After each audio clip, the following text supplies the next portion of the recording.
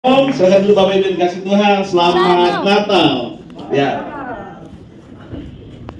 satu tema yang tadi saya bawa mungkin sama dengan apa yang disampaikan oleh Ibu Gembala dan juga tema pusat The Visitation. Ya, saya cukup mengingat ketika saya diberikan tugas oleh Ibu Gembala, saya ingat. Jadi ketika saya berpikir tentang visitation, kunjungan, ada satu hal yang mengingatkan saya pada masa kecil saya.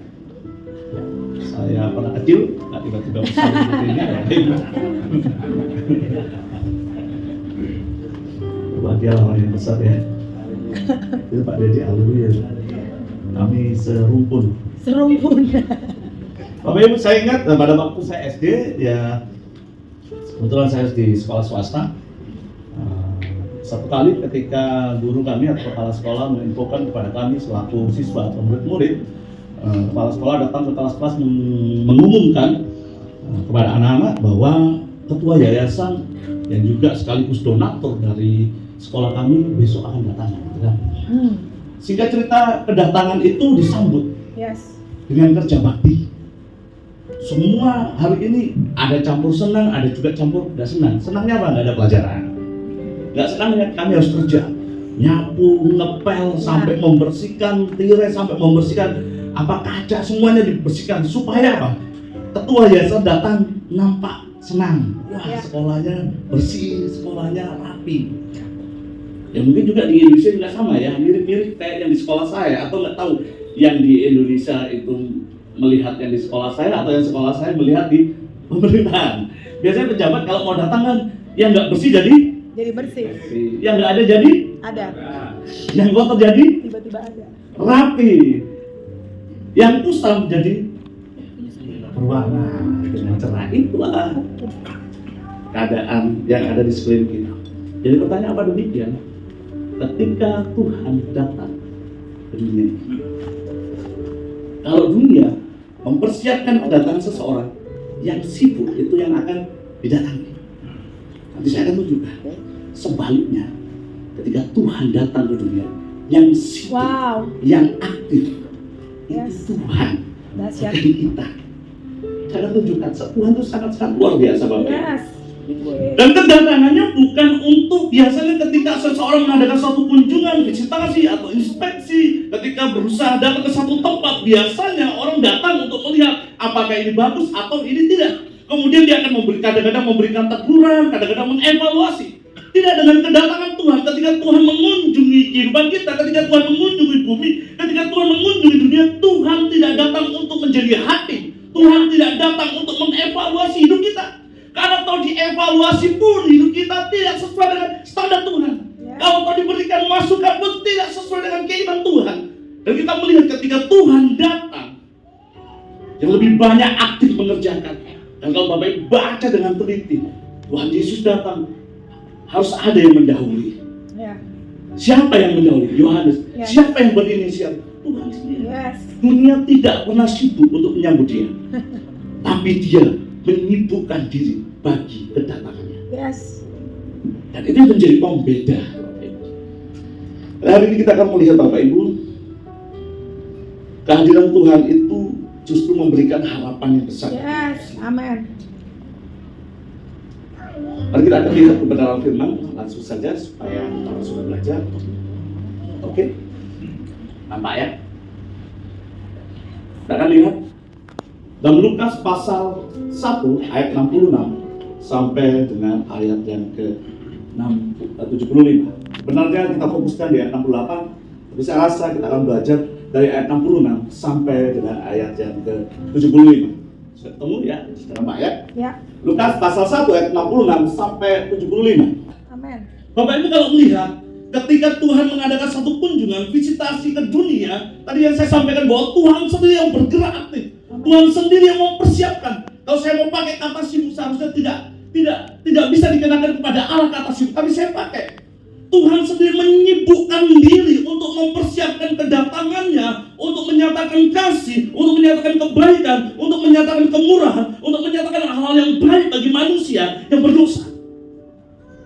Kalau Bapak Ibu membaca kata visitasi atau melawat umat, Bapak Ibu saya menemukan ada kata yang dipakai dalam bahasa Yunani, terpujilah Allah Israel sebab ia melawat umatnya dan membawa kelepasan baginya. Visitation, episkeptomai. Kalau Bapak Ibu pernah dengar istilah gereja episkopal, Ya. episko, pendiri, pengawas, ini berasal dari kata episkeptomai. Episkeptomai ini artinya mengawasi, Yes. melihat. Hidup kita itu dilihat. Jangan berpikir ketika kita jatuh dalam dosa, ketika Adam dan Hawa jatuh dalam dosa, memang firman Tuhan mengatakan bahwa mereka terusir, tetapi tidak pernah terlepas dari pemandangan dan pengamatan Allah. Dia tetap mengawasi, dia tetap melihat sebelum dan sesudah manusia jatuh dalam dosa. Maka saya katakan, sebelum manusia jatuh dalam dosa, Tuhan sangat mencintai Adam dan Hawa. Tuhan sangat mencintai manusia. Bahkan setelah manusia jatuh dalam dosa, Tuhan tetap sayang kepada manusia. Amin. Cintanya tidak pernah berubah. Yes. Dia mengawasi, dia memeriksa dengan mata. Dan cukup menarik Bapak Ibu, kata episkeptomai itu melihat keluar untuk menjenguk. Ya. Kalau diberatkan saya Tuhan misalnya ya, kata melihat itu tidak hanya begini, tapi dia keluar dari garis. Yes. Dia lihat langsung. Ya. Itu episkeptomai. Tomai. Bukan hanya melihat saja, tapi dia keluar dari garis Amin. untuk menjenguk. Dan itu yang dilakukan oleh Tuhan. Dan kata ini selalu dihubungkan dengan melihat dengan mata seseorang yang miskin keadaannya, orang yang sakit, orang yang menderita. Kata ini selalu dihubungkan dengan keadaan orang yang miskin. Bukan melihat hal-hal yang menyenangkan, bukan melihat hal-hal yang indah, tetapi melihat seseorang yang sangat miskin di dalam pemandangannya dan melihat orang yang sangat-sangat menderita dan seorang yang sakit. Dan itu mewakili keberadaan hidup manusia. Melihat dan datang untuk memberikan pertolongan, menjaga, merawat, dan melindungi. Bukan hanya melihat, dia keluar. Dan bukan hanya melihat, dia sentuh, dia pegang. Ayo bangun. Yes. Amin. Praktek. Anugerah Bapak Ibu. Amin. Kata melawat itu tidak identik hanya dia datang melihat, tetapi dia melihat penderitaan, dia melihat kesulitan, dia melihat keberadaan hidup manusia yang miskin, dia melihat keberadaan hidup manusia yang sangat-sangat menderita, yang sangat-sangat mengalami kesakitan, dan dia menjenguk keluar, dan dia menyentuh kehidupan manusia. Amin. Jadi pertanyaan nanti saya akan tunjukkan, kenapa sih kalau sudah tahu sakit, kenapa Tuhan tidak langsung saja? Ada hukum yang tidak bisa dilanggar oleh Tuhan. Dia bisa saja menyelonong begitu saja untuk mengambil manusia, bisa. Tapi ada hukum yang tidak bisa dilanggar. Dia adalah Allah yang kudus. Dia tidak seperti manusia, ingin sesuatu main dia langgar aturan, dia ingin sesuatu langsung langgar aturan. Tidak dengan Tuhan. Dia komitmen dengan apa yang dikatakan dan dia kerjakan apa yang dia janjikan. Sehingga ketika dia datang melawat umatnya, dia persiapkan seseorang untuk mempersiapkan jalan. Ketika dia datang, dia persiapkan segala sesuatunya. Saya akan tujuan memuncak pada kehidupan kelahiran dan kematian Kristus. Dia hari ini datang kepada kehidupan kita. Bapak Ibu, ada pemandangan yang sangat-sangat memprihatinkan dari kehidupan manusia ketika Tuhan melihat, ketika Tuhan mengunjungi, ketika Tuhan melawat kehidupan manusia. Yang pertama Bapak Ibu, manusia itu dalam pemandangan Tuhan itu miskin. Matius 5:3, berbahagialah orang yang miskin di hadapan Allah. Petrus, Neuma, artinya miskin secara spirit, miskin secara rohani. Manusia dalam pemandangan Allah adalah pribadi yang sangat miskin, pribadi yang sangat tidak layak, yang tidak sesuai dengan standar Tuhan. Jika dikatakan apa? Manusia itu miskin di hadapan Allah. Jika dikatakan apa? Ketika seseorang merasa dirinya berdosa di hadapan Tuhan, dikatakan oleh firman Tuhan, dialah yang dibenarkan oleh Allah. Dia merasa miskin secara rohani, dia yang dibenarkan di hadapan Tuhan. Dan itu terjadi dalam kehidupan kita. Kita itu miskin di hadapan Tuhan. Walaupun hari ini kau memiliki banyak harta kekayaan, kalau ini hari ini kita memiliki banyak yang kita katakan dengan kesuksesan apapun yang mungkin kita banggakan, tapi Tuhan katakan bahwa manusia itu miskin di hadapan Tuhan.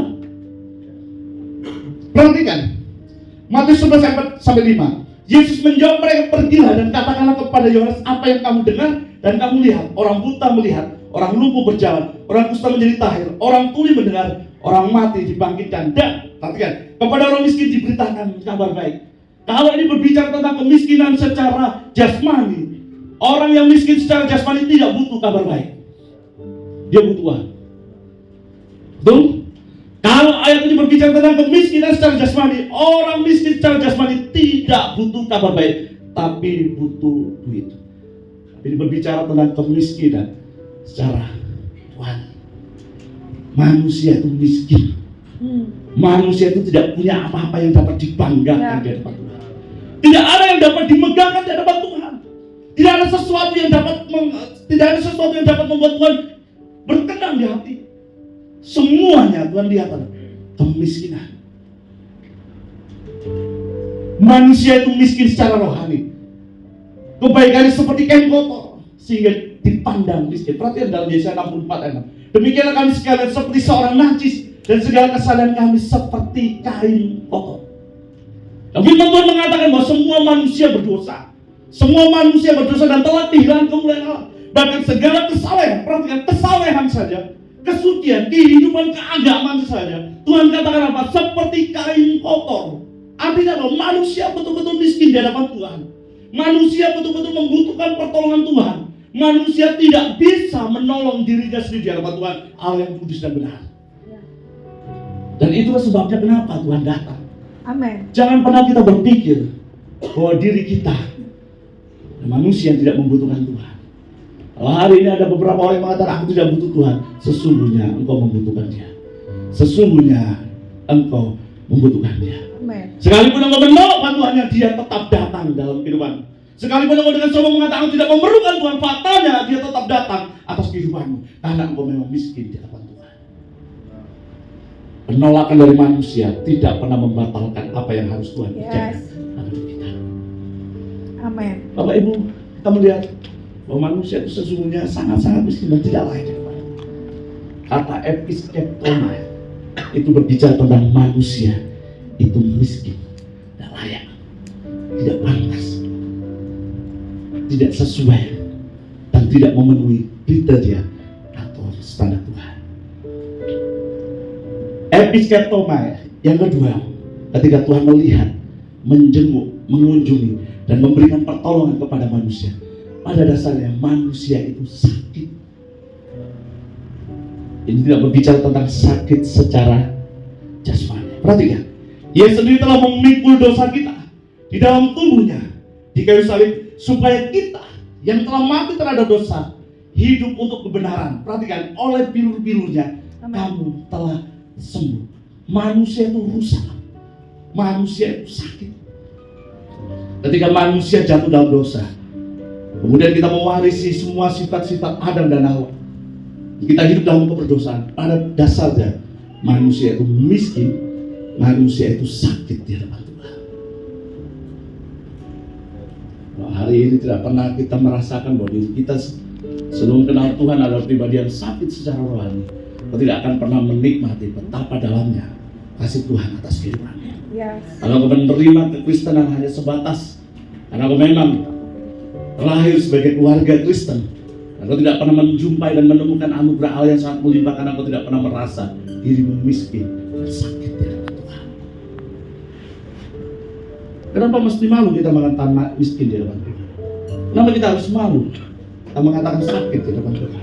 Memang faktanya bahwa engkau sakit di hadapan Tuhan. Dan untuk alasan itulah Dia datang.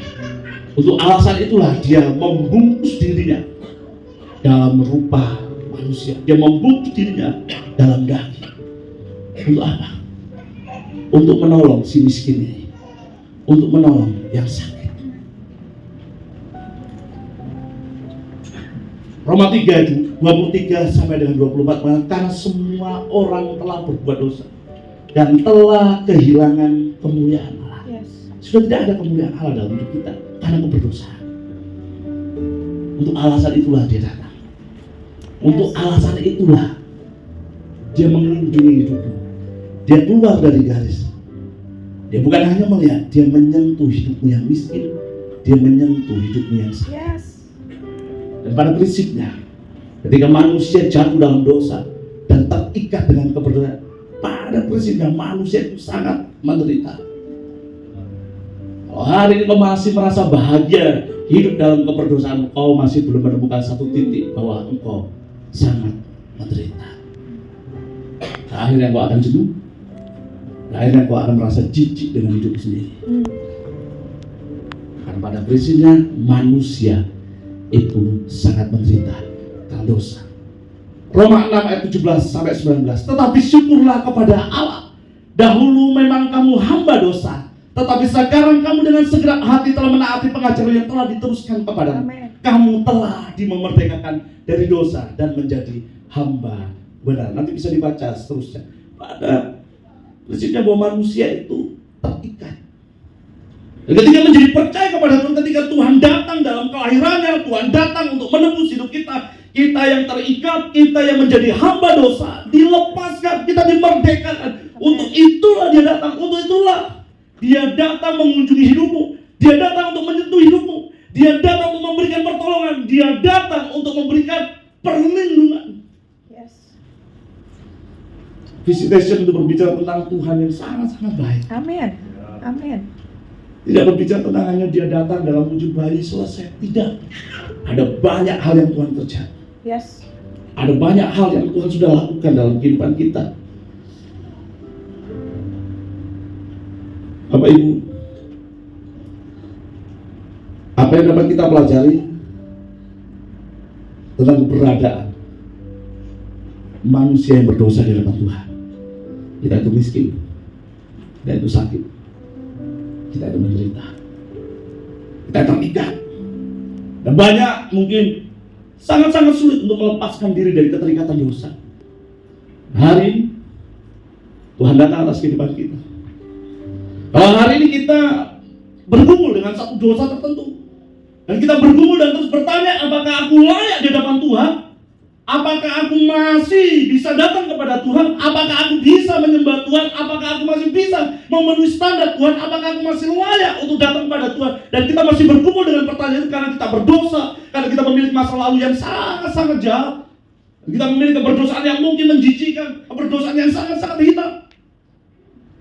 Sebelum engkau bertanya, apakah aku layak untuk datang kepada Tuhan? Dia sudah datang terlebih dahulu.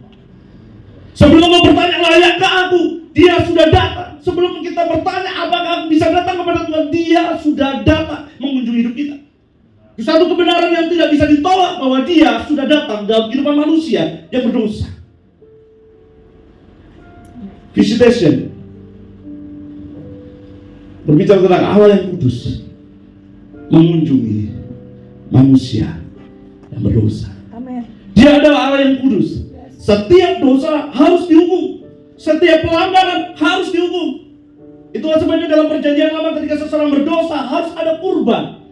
Harus ada sesuatu yang diberikan kepada Tuhan untuk mendamaikan. Dan Tuhan tidak mungkin datang begitu saja datang. Itulah sebabnya Tuhan sangat sibuk untuk mempersiapkan kedatangan. Tuhan sangat aktif untuk mempersiapkan kedatangan. Dia sibuk sendiri hanya untuk kebaikan kita. Amen. Kita hanya menerima. Itulah keselamatan. Dia yang bekerja, dia yang mengusahakan, dia yang bertindak, dia yang sibuk, dia yang mengerjakan, dia yang mengurusi, dia yang mengawal prosesnya, dia yang menyediakan. Dan dia kerjakan semuanya hanya untuk kebaikan kita. Amen. Kita hanya menerima. Masihkah engkau tidak bisa melakukan hal yang terbaik bagi Tuhan? Kalau orang dunia saja mempersiapkan kedatangan orang-orang penting dengan banyak hal. Ada satu daerah di mana presiden akan datang. Saya tidak sebutkan, ada satu daerah di mana presiden akan datang. Sudah dipersiapkan dana 35 juta untuk mempersiapkan, untuk merapikan satu tempat supaya presiden datang. Senang. Karena alasan cuaca dan sebagainya, presiden tidak datang. Saya lihat pemberitaannya. Yang akan menyambut menjadi kecewa. Tapi perhatikan, Allah kita sendiri yang mempersiapkan kedatangan. Ketika Adam dan Hawa jatuh dalam dosa, di Di titik itu Tuhan tidak berhenti untuk menyatakan kasih-Nya. Yes. Sebelum jatuh dan sesudah jatuh, Dia tetap sayang dengan manusia. Matius 9 ayat 12 sampai 12 kasihan dan bukan persembahan. Tapi kan karena aku datang bukan untuk memanggil orang benar, melainkan orang berdosa. Visitation itu berbicara bahwa Tuhan datang kepada orang berdosa. Pribadi yang holy, kudus, datang kepada yang cemar. Ketika dia datang kepada pribadi yang cemar, dia tidak pernah menyalahi aturan. Dia persiapkan semuanya. Amen. Di mana Kristus harus hadir dalam wujud manusia. Bahkan firman Tuhan catat, Yesus taat sampai Amen. mati. Kalau Bapak Ibu cermat, poin yang pertama Bapak bisa lihat, Allah yang kudus mengunjungi manusia yang berdosa. Dua hal yang kontradiksi, tapi Tuhan bisa. Yes. Dia mengunjungimu. Hari ini ketika kau bergumul,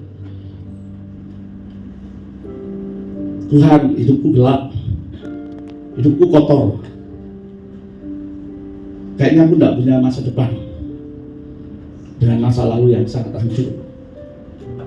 Dan kita selalu menangis dan bertanya, masih layak enggak Tuhan aku datang kepadamu? Firman Tuhan hari ini menjawab, Engkau layak untuk datang.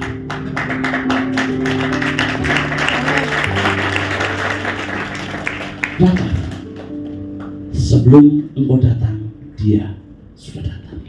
Yes. Sebelum engkau mengajukan pertanyaan, apakah aku layak Tuhan? Dia sudah datang atas kehidupanmu. Dia sudah mengunjungi hidupmu. Dia sudah menyentuh hidupmu. Dia sudah menolong hidupmu. Dia sudah menyatakan kebaikan atas hidupmu dengan kelahiran Kristus dan Kristus mati di atas kayu salib.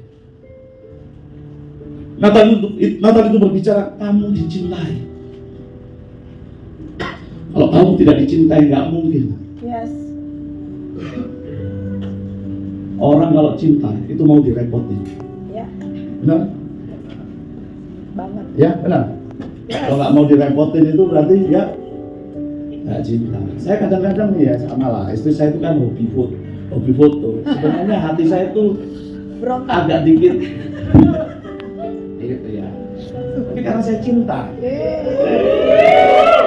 So sweet. nggak apa-apa lah ya. Malu-malu dikit, udahlah. Kalau orang kita bilang cinta, biarlah. Yang penting dia Senang. Tuhan mau loh direpotin. Yes. Dia mengawal prosesnya. Ketika manusia jatuh dalam dosa, saya tunjukkan bagaimana dia mengawal prosesnya. Bahkan dia menggunakan kata menumbuhkan. Itu ada proses.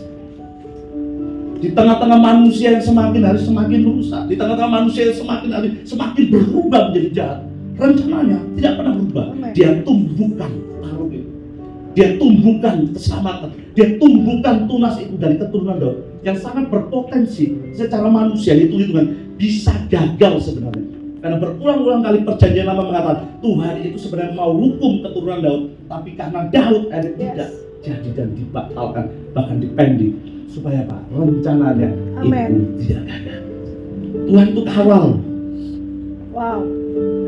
Cuma terima kebaikannya dan engkau mengikuti polanya. Amin. Karena dia sudah mengerjakan banyak hal dalam hidup. Amin. Dia sudah banyak.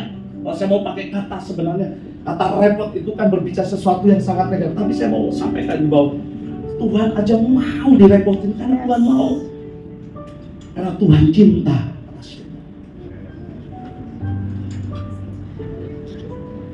Sebelum engkau datang kepada Tuhan sebagai manusia berdosa, Dia sudah mengambil. Dia pernah mengambilmu dan engkau tidak pernah menyadari.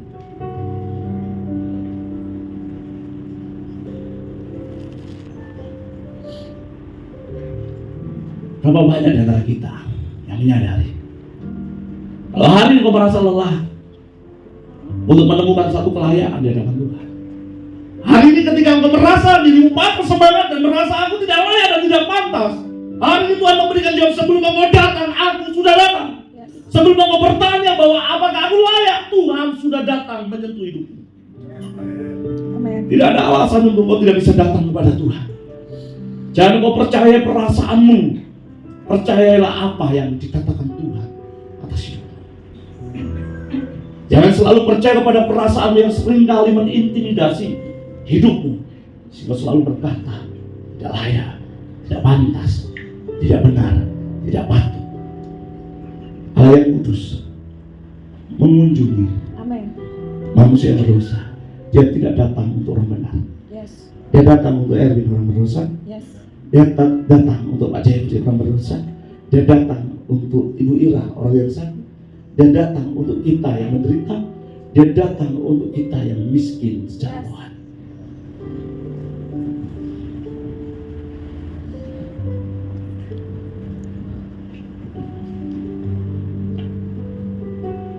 Yang kedua, Allah yang kudus setia pada perjanjian. Amin. Perhatikan, ia menumbuhkan sebuah tanduk keselamatan bagi kita dalam keturunan Daud hambanya. Bapak Ibu sering gagal kan mencintai orang yang tidak berubah. Bahkan Bapak Ibu pakai istilah berbumbulah untuk mencintai dia.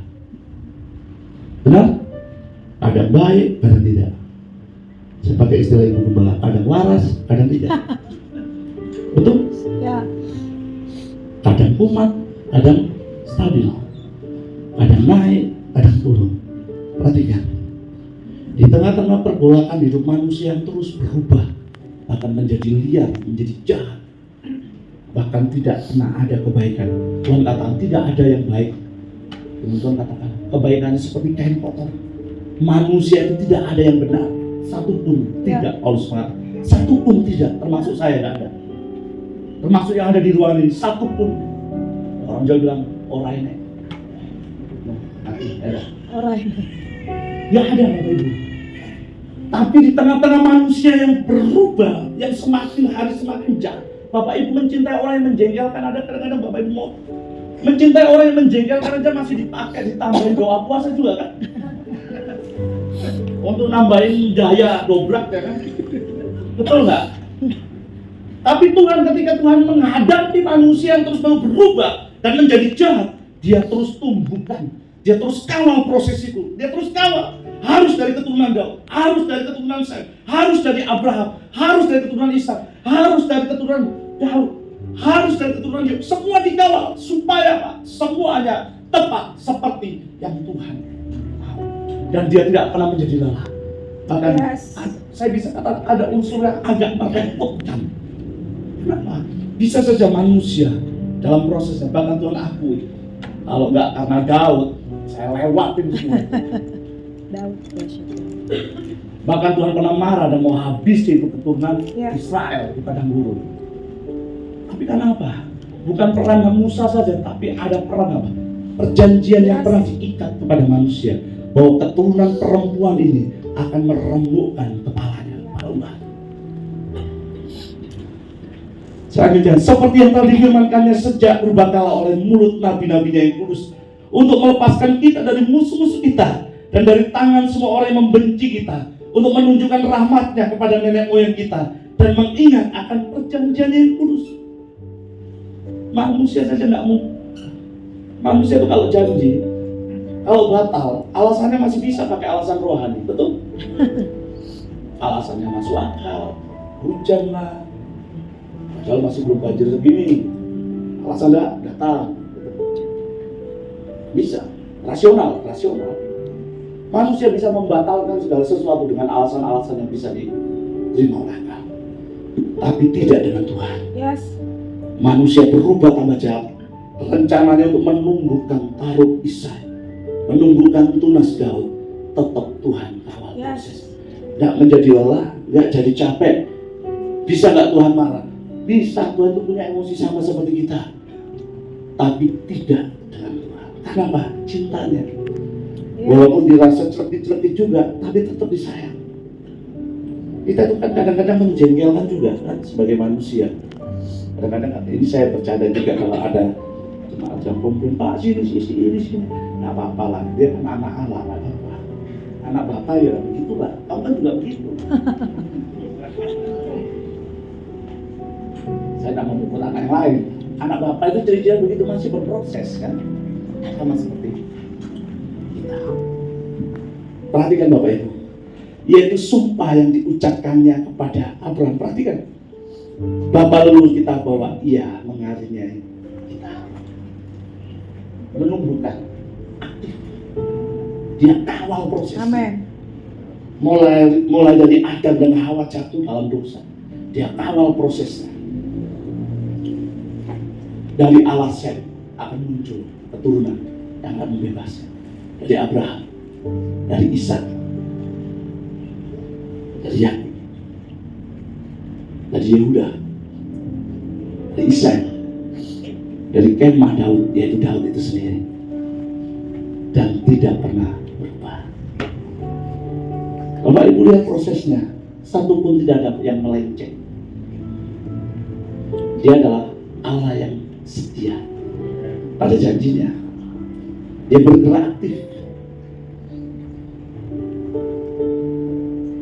Jangan pernah berpikir Bapak Ibu, ketika Tuhan menepati janjinya untuk menebus manusia atau orang percaya, Bapak Ibu hanya berhenti melihat pengorbanan Kristus.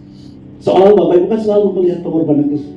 Bapak Ibu tidak pernah melihat keaktifan Allah sejak manusia jatuh dalam dosa. Dia aktif bekerja. Bapak Ibu kan seringkali hanya memfokuskan dengan peristiwa salib, tapi tidak pernah melihat bahwa sesungguhnya dia bergerak, dia sibuk, dia bekerja, dia aktif menumbuhkan taruh itu, dia jagai taruh itu, dia jagai tunas itu, supaya tidak gagal, dia jagai keturunan itu supaya tidak gagal, dan dia bekerja. Dan puncaknya Kristus lahir dan mati di kayu salib. Sebelum dan sesudah kejatuhan manusia, Allah itu tidak pernah berhenti mengasihi kita. Dia tetap sayang. Sebelum Adam dan Hawa jatuh dalam dosa, Tuhan sangat mencintai. Bahkan ketika Adam dan Hawa jatuh dalam dosa, dia tetap sayang. Dia terusir dari Taman Eden itu bukan karena tidak sayang, karena sebuah konsekuensi yang harus terjadi. Dia Allah yang setia. Jika tidak setia, dikatakan 2 Timotius 2 ayat 13, jika kita tidak setia, dia tetap setia. Amen. Karena dia tidak dapat menyangkal dirinya. Dari Adam jatuh dalam dosa, dia terus kerjakan keselamatan.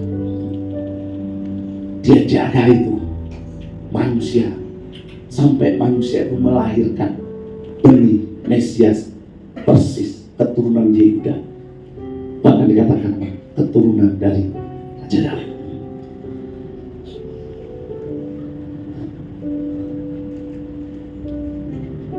Perhatikan Lukas 1:71-70. Untuk melepaskan kita dari musuh-musuh kita dan dari tangan semua orang yang membenci kita. Untuk menunjukkan rahmatnya kepada nenek moyang kita dan mengingat akan perjanjiannya yang kudus kembali. Berkali-kali Tuhan mengingat perjanjiannya. Amin. Tuhan itu bukan gampang janji, gampang lupa. Bahkan di tengah-tengah kehidupan manusia yang terus berubah dan menjadi jahat, dia tidak akan pernah berubah. Dia selalu ingat apa yang dijanji, yaitu sumpah yang diucapkannya kepada Abraham, Bapak leluhur kita, bahwa ia mengaruniai kita, supaya kita terlepas dari tangan musuh, dapat beribadah kepada-Nya tanpa takut, dalam keputusan dan kebenaran di hadapannya seumur hidup kita. Bapak Ibu, dia akan menumbuhkan dalam prosesnya. Kalau Bapak Ibu membaca dalam Ibrani 1 ayat 1 sampai dengan ayat kedua, saya akan tunjukkan ya. Setelah pada zaman dahulu Allah berulang kali dalam berbagai cara berbicara kepada nenek moyang kita dengan perantaraan nabi-nabi, maka pada zaman akhir ini ia telah berbicara pada kita dengan perantaraan anaknya yang telah ditetapkan sebagai yang berhak menerima segala yang ada. Oleh Dia Allah menjadikan alam semesta. Berulang-ulang kali Bapak Ibu,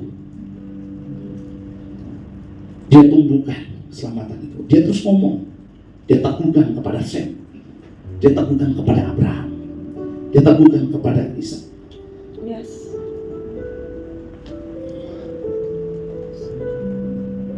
Dan ketika Dia datang, Dia tidak seperti orang yang atau pribadi yang seenak-enaknya berkuasa, main datang. Dia tetap adalah Allah yang kudus, di mana setiap dosa harus dihukum.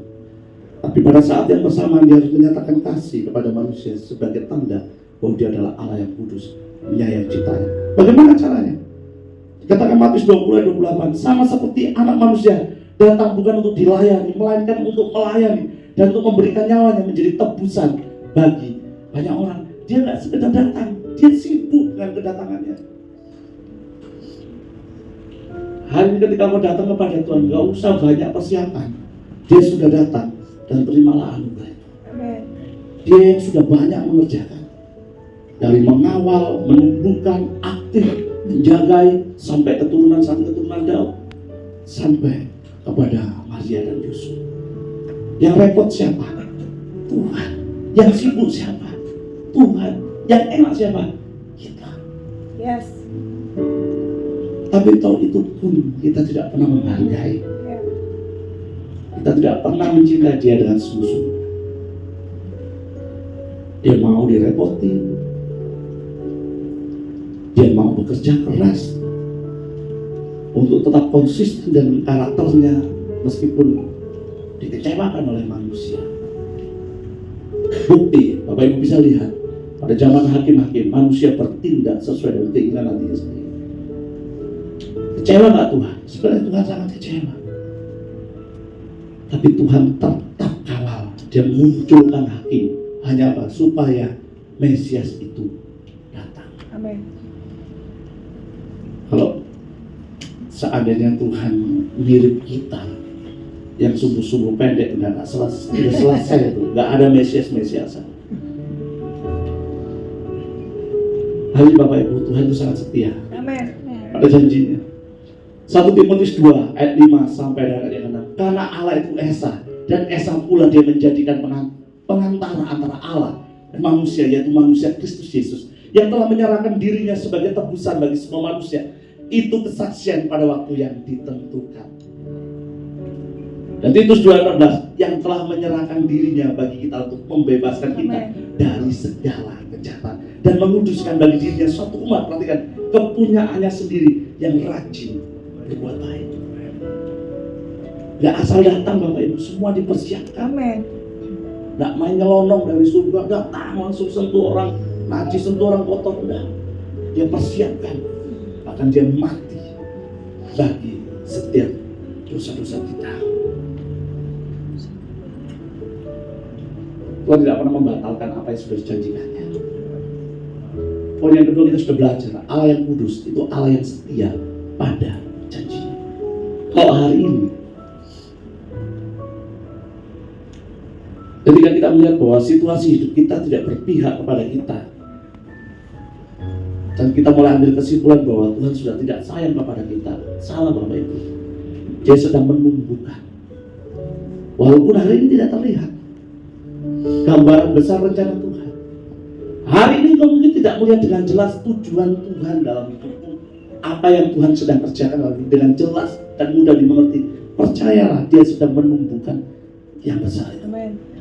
Percayalah, seperti dia menumbuhkan taharut itu, demikian juga dia sedang mengawal, merencanakan, menentukan, bahkan dia tetap setia untuk menepati janji. Saya berpikir sekalipun kita sendiri lupa tentang janji Tuhan, dan Tuhan pernah berjanji kepada kita, dan kadang-kadang karena situasi, keadaan, kesibukan, dan kita melupakan apa yang Tuhan sudah janjikan. Kalau toh kita sendiri lupa, dia tidak akan lupa dan dia tetap akan wujudkan.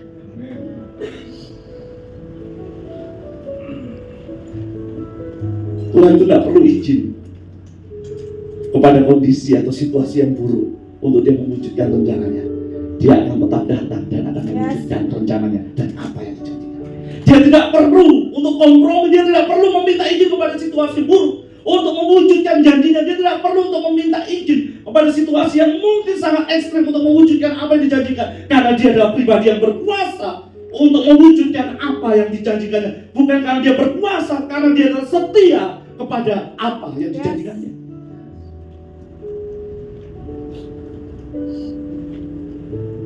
Dia sedang menumbuhkan apa yang sedang dijanjikannya. Sabarlah dengan proses Tuhan. Proses yang panjang menuju penggenapan janji Tuhan bukan berarti dia lupa dan tidak sanggup untuk mewujudkan rencananya. Dia tidak pernah menyangkal. Dia melawan. Amin. Dia keluar dari batasnya. Dia datang menyentuh si miskin, si sakit, dan manusia yang menderita. Amin.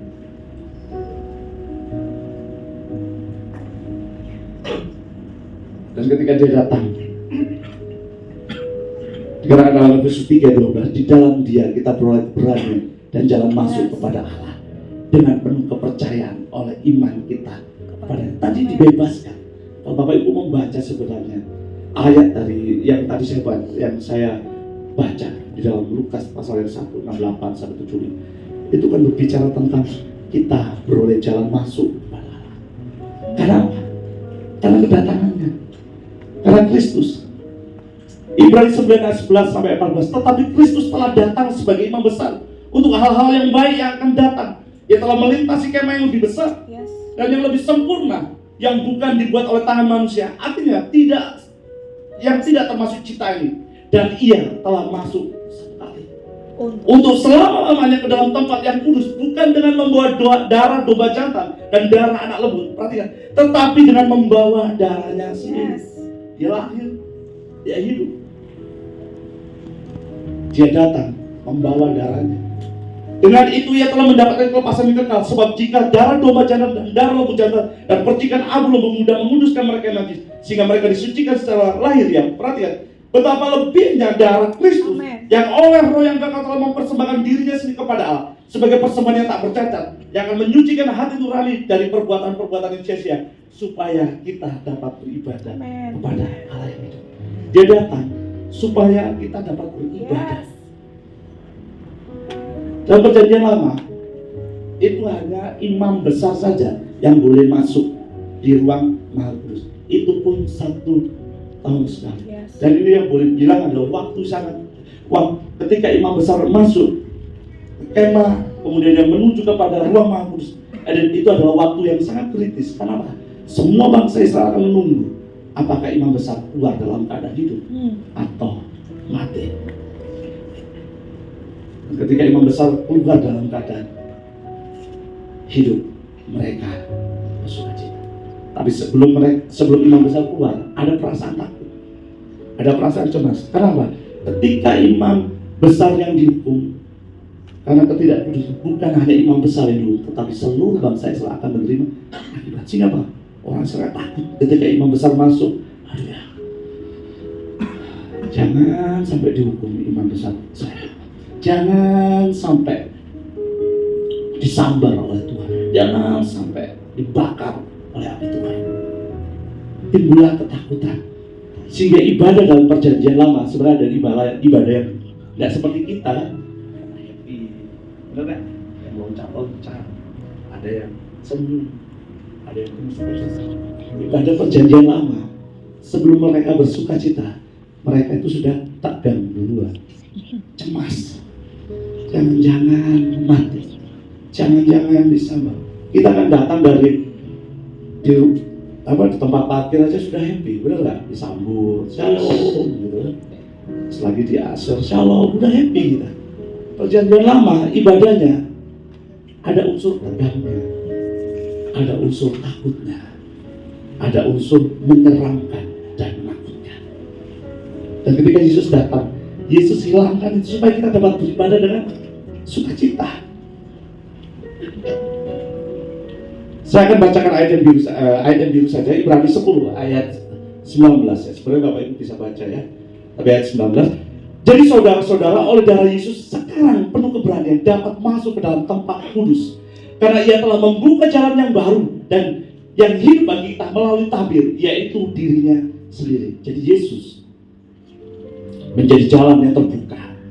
Dan kita mempunyai seorang imam besar sebagai kepala rumah Allah. Karena itu marilah menghadap Allah dengan hati yang tulus ikhlas dan keyakinan iman yang teguh. Oleh karena hati kita telah dibersihkan dari hati nurani yang jahat, dan tubuh kita telah dibasuh dengan air yang murni. Sudah nggak was-was lagi. Yes. Sudah nggak takut. Thank you Jesus. Amen. Perjanjian baru ibadah harus dengan sukacita. Karena kita mengalami kelepasan. Amen. Untuk alasan itulah si sakit, si miskin, yang banyak penderitaan dapat bersuka cita dan datang Yes. pada Tuhan tanpa engkau mengalami teror. Dan ketika Yesus datang dan memberikan hidupnya, dan mati di kayu salib, dikatakan Matius 27 ayat 50 sampai 51. Yesus berseru pula dengan suara nyaring lalu menyerahkan nyawanya. Dan lihatlah tabir bait suci terbelah dua dari atas sampai ke bawah, dan terjadilah gempa bumi dan bukit-bukit batu terbelah sepanjang. Atau mungkin saya bisa katakan, kalau orang Yahudi yang waras itu tidak akan memiliki keberanian untuk menyentuh bahkan menyobek tirai. Pada zaman itu Bapak Ibu, ini saya cari gambar inilah yang dapat mewakili tirai bait Allah. Kenapa? Karena tirai bait Allah itu tingginya kurang lebih 20 meter. Saya baca pada zaman raja-raja atau Salomo itu tingginya kurang lebih 15 meter. Pada zaman Herodes menurut Yosefus itu dinaikkan tingginya jadi 20 meter. Makanya mustahil manusia dapat menyobeknya. Kenapa? Karena tebalnya saja kain ini. Bukan kayak kain korden yang di rumah-rumah Bapak Ibu yang bisa disobek dengan silet atau cutter. Ini tebalnya 10 cm. Segini. Tangan manusia nggak bisa sobek. Siapa yang berani masuk ke bait Allah bawa pedang? Karena ada polisi bait Allah di sana. Mustahil untuk manusia merobek ini. Dan sedang menunjukkan bahwa Tuhan sendiri. Kembali lagi, yang sibuk siapa? Tuhan. Tuhan. Yang aktif bekerja siapa? Manusia nggak sanggup untuk sobek ini. Bukan nggak sanggup karena memang tebal, karena memang nggak pantas dan tidak layak untuk nyobek ini. Hanya Tuhan saja, hanya Bapa dan hanya Kristus yang sanggup untuk membuat semuanya Yes, terjadi. amin. Dan untuk alasan itulah Dia datang. Amin. Supaya Bapak Ibu nggak takut lagi datang pada Tuhan. Yes. Lukas 1:74 sampai 75. Supaya kita terlepas dari tangan musuh dapat beribadah kepadanya. Supaya kita lepas dari hukum dosa, dari maut. Yes. Manusia dengan takutnya dengan mengalami ketakutan. Dalam Ibrani kan manusia sepanjang hidupnya mengalami ketakutan oleh karena maut. Yeah. Dan itu dilakukan dikerjakan oleh Kristus. Yes. Dilepaskan supaya kita terlepas dari tangan musuh dapat beribadah padanya, yaitu tanpa takut. Phobos. Phobos itu dalam mitologi Yunani adalah anak dari dewa Ares. Saya tidak cerita soal kayak lagi saya mau berikan karena memang Alkitab kita ditulis dalam bahasa Yunani. Bapak Ibu harus sedikit mengerti setiap kata dalam bahasa Yunani itu memiliki sejarah kata. Phobos ini anak dari dewa Ares, dewa perang, dan memiliki dua anak, yaitu kembar, Phobos dan Deimos. Sama-sama jelek, sama-sama jahat, sama-sama modelnya kayak begini. Ini disebut sebagai dewa teror, dewa ketakutan. Setiap kali perang, sang ayah, dewa Ares selalu memanggil anak kembarnya untuk menyebarkan teror dan akhirnya mendapatkan kemenangan. Dan ketakutan inilah yang sedang dilenyapkan oleh Tuhan di dalam kita. Yes. Kamu bebas datang kepada Tuhan. Amin. Nggak perlu was-was. Nggak perlu tanya layak atau tidak layak. Hari ini Tuhan menjawab layak dan pantas karena Tuhan sudah lebih dahulu datang. Nggak usah mempertanyakan hari ini. Udah hapus air matamu kalau hari ini mengatakan aku masih udah selesaikan tangismu, datang pada Tuhan. Karena Dia sudah lebih dahulu datang. Jangan kau terus menangis dan kau tidak pernah mengerjakan apa-apa. Karena tangisanmu tidak pernah bisa mengerjakan apa, tapi keputusanmu lah yang dapat mengerjakan sesuatu. Dia sudah melepaskan kita dari kengerian. Amin. Dia sudah melepaskan kita dari teror perjanjian lama. Dan kau bisa datang kepada Dia dengan hati yang tulus. Allah yang kudus, poin yang ketiga, Allah yang kudus ingin hidup bersama. Yes. Dia mengerjakan, dia kawal, dia tumbuhkan harusnya, dia aktif, dia sibuk. Hanya apa? Supaya dia dapat hidup. Yes. Saya percaya Bapak Ibu punya pengalaman jatuh cinta dengan istri. Bapak-bapak yang di tempat ini punya pengalaman dengan pasangannya. Akan pertaruhkan semuanya kan? Mau dibuat sibuk kan? Mau dibuat sibuk lembur untuk apa? Menabung untuk pernikahan, betul? Untuk masa depan. Supaya apa? Supaya bisa hidup Yes. demikian juga Tuhan. Amin. Sejak manusia jatuh dalam dosa, walaupun manusia diusir, walaupun terusir dari Taman Eden, dia terus kerjakan. Dia kawal taruh itu, dia kawal, dia terus kawal. Pada zaman hakim-hakim, zaman raja-raja sampai kepada Kristus sekalipun, bahkan di bawah ancaman Raja Herodes pun dia tetap kawal sampai Mesias itu lahir dan datang. Supaya apa? Untuk mewujudkan kerinduannya. Amin. Bapak Ibu, saya tidak bisa berpikir kalau Bapak Ibu menyia-nyiakan waktu untuk tidak berjumpa dengan Tuhan. Harga sebuah relasi yang Tuhan bangun antara Allah yang kudus dengan manusia yang berdosa itu dengan nyawa. Yes. Bapak Ibu perlu bukti nih, hanya untuk kalau Bapak Ibu mau komitmen dengan pasangan, Bapak Ibu cuma modal nabung kerja keras, di nyawa diberikan untuk sebuah relasi. Amin. Betapa dia sangat merindukannya. Amin. Saya percaya saya bisa gambarkan bagaimana ketika Adam dan Hawa itu keluar dari taman Eden. Meskipun tidak digambarkan di dalam kitab Kejadian, saya percaya Tuhan menangis dan meneteskan air mata. Saya percaya dia mengatakan, kapan aku bisa hidup lagi bersama Ya. anak-anak?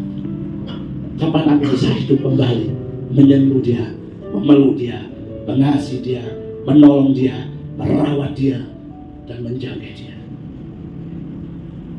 Nyawa diberikan untuk sedekah dengan hidupmu. Visitation berbicara Allah yang kudus ingin hidup bersama dengan. Amin. Akhir kata Bapak, Roma 8 ayat 1 itu, demikian sekarang tidak ada penghukuman bagi mereka yang ada di dalam Kristus. Roh yang memberi hidup telah memerdekakan kamu dalam Kristus dari hukum dosa dan hukum maut. Hari ini Tuhan berbicara buat kita.